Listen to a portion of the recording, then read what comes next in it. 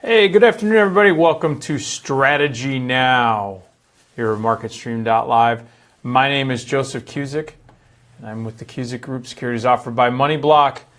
And Strategy Now is a time when we want to sit down and talk about some strategies that we might want to deploy in our portfolio. And this environment right now is one that has a defined trend to the upside, right? The market is still bullish, even though we have so much going on politically, economically, so forth, and we're getting into the heart of earnings season again. So I thought, let's go back and revisit a strategy that we've talked about before, and it's a strategy called the diagonal. And really all of the diagonal spread strategy is when you take two options. One option you're buying, another you're selling.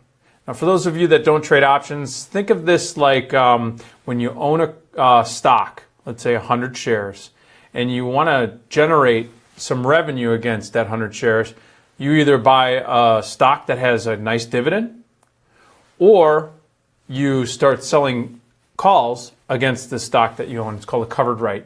Let's say we have a smaller account, or we're a little bit less certain about where the market direction's going. We believe it's going up, but we don't want to deploy a ton of investment capital, but we notionally would like to track the market, basically about 75 to 80% of the move, specifically to the upside in this case. So today I wanted to talk about call diagonals and show a setup in a sector that's been performing very well, but now is in a pretty decent consolidation, and that is the NASDAQ, the Qs. We're going to take a look at the ETF that tracks the NASDAQ, the QQQ. And you can see that it's been in a pretty decent grinding trend to the upside. Bit of a consolidation, pullback, challenged this 20-day moving average, has retaken it, so that's support. So I'm looking to deploy a strategy for, let's say, the next 2 to 3 months through June.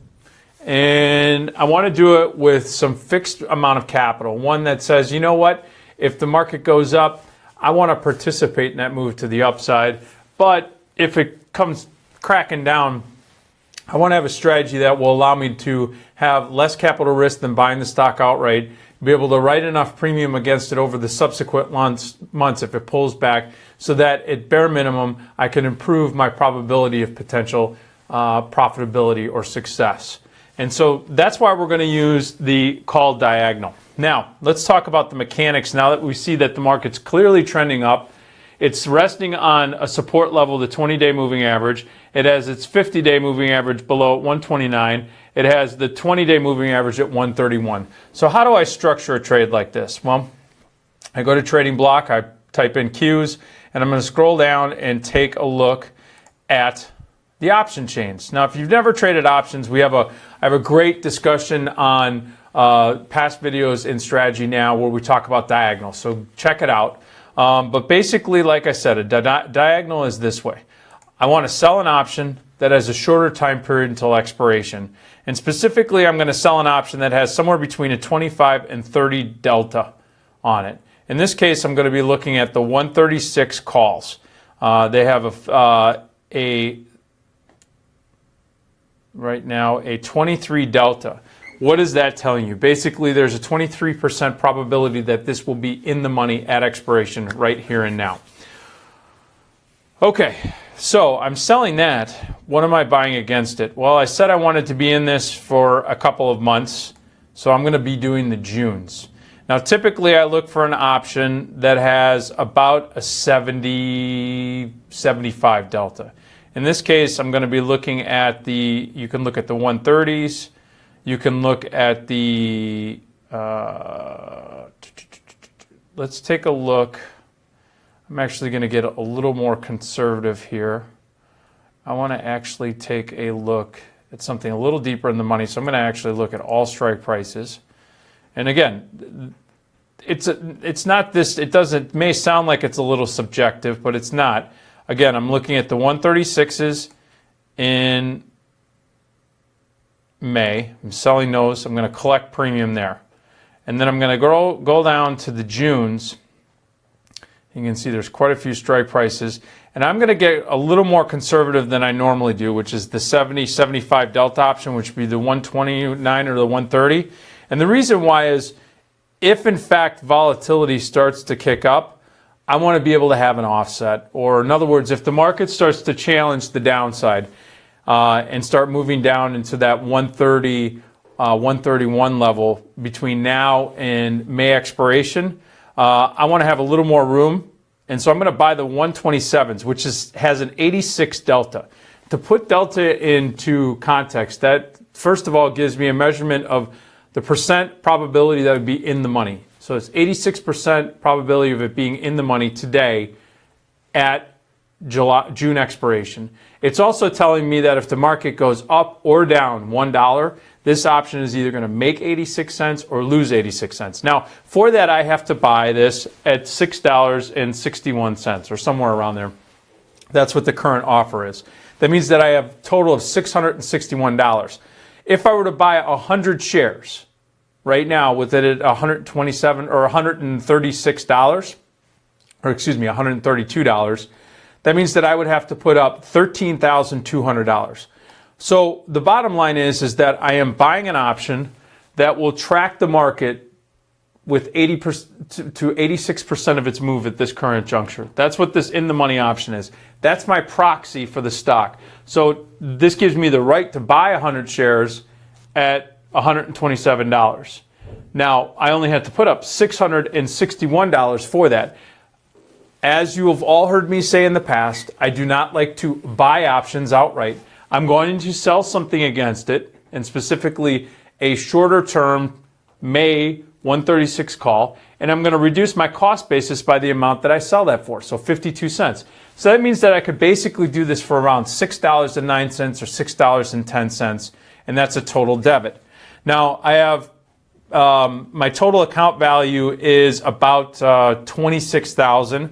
I'm going to use probably right around 6-7% of my total account value towards this position. So I'm going to do 3 contracts. I'm going to do it for a limit debit. So now I know what my total risk is of $6.09. I'm going to review this. Now, again, what are we doing here? We're playing our bullish assumption or our bullish thesis on tech and specifically the ETF QQQs.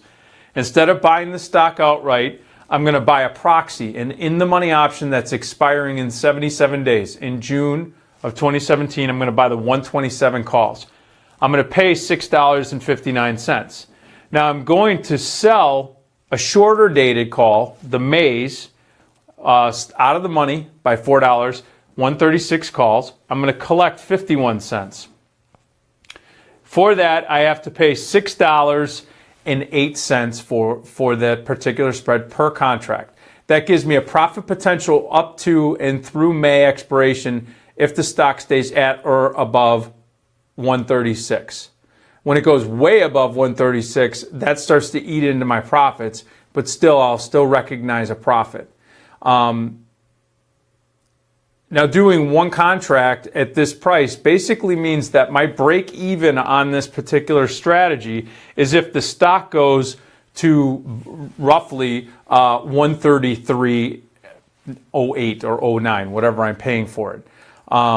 So if the stock moves up 50 cents between now and May expiration, I will basically be break even on this particular strategy. You can see I got filled, and I got filled at my debit of 609. So right now I'm now working a calendar spread in the tech sector that basically says between now and June expiration, if the market goes up to 136, I will have, between now and May expiration, I'll have the opportunity to make about almost $300 per contract, not taking into consideration any type of execution fees or whatnot. If the market pulls back, then what I will do is buy back my 136 call, maybe roll it down to another strike price, maybe even in May, depending upon how fast it pulls back. If the market just grinds up, you'll start to see that the profits will start to increase as the market slowly grinds up. If it stays at this level, the 136 calls will go out worthless. I get to keep that premium. So that means my cost basis goes from 652, where I purchased it, right, to, or I bought it at 656. So, so what will happen is that my cost basis goes down to $6 and some change, right? And I will sit there and go, okay, now the option is worth 6 and some change. My value of the option is 6 and some change as far as my cost basis. I'm break even. And then I would sell maybe the 136 calls and have a bull vertical spread in June. Or maybe I'll start looking at the options that are end of the month or beginning of the month in June and sell those. The maintenance on this we'll follow up on in the next strategy now, but I wanted to just point out how you can actually deploy a strategy with limited capital and they'll fit your thesis, right, of a bullish market. You're writing premium against a proxy for stock, right? So you're holding up less cash in the position, but notionally I have the same exposures if I had about 86 shares versus the 100 that I wanted to buy, and I only had to put up about a ninth of the capital. One other thing, the debit that I paid for this strategy, how did I determine that that was okay? Well, you take the difference between the strike prices. So in this case, the difference between 127 and 136, that's $9. As long as you pay 75% or less of the width between what you're buying and what you're selling. In this case, we paid $6. $6 basically comes out to about a little over 65% of the difference between the strike prices, right? It's like 66%. Okay, so it fits within that model. The reason why we use 75% because it gives you the opportunity to potentially make money even if the stock moves up pretty quickly. All right, folks, that is it right now for Strategy Now, talking about the diagonal, a bullish diagonal, bull call diagonal. We will be back at 3:30 Eastern Time with Tech Talk. We're going to take a look at the market and take a look at some charts, option analysis, and give you more transparency into this marketplace. See you then.